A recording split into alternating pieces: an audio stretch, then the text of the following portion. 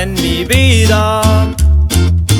Me puse a reflexionar, ¿qué pasaría si no estuviera? Si de repente me fuera, ¿qué me vendría a acompañar? Eso me puse a pensar.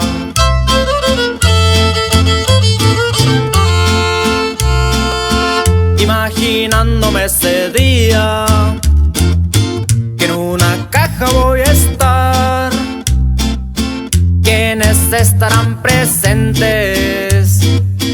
¿Quiénes estarán ausentes el día de mi funeral? ¿Qué caras voy a mirar?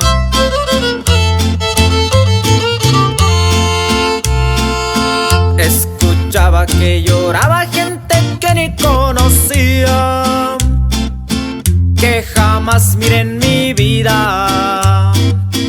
Los que desean llamarse verdaderas amistades ni se arriman a mirarme.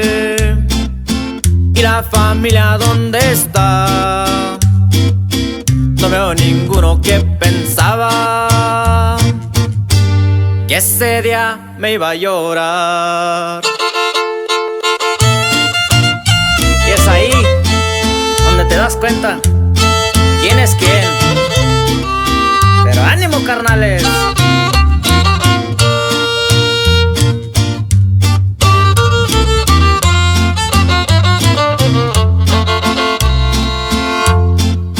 Uno que otro festejando, porque ya no está el fulano. Alguien sí le está pesando. Sé que es sincero su llanto, la que no supo fallarme, como siempre fue mi madre.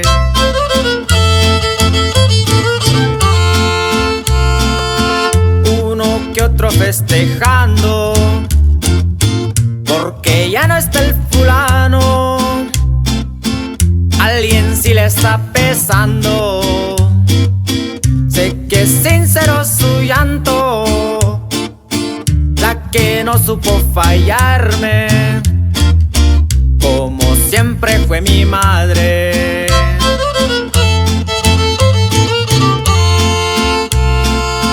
Le tomé otro trago al bote y regresé a la realidad. No pude evitar llorar.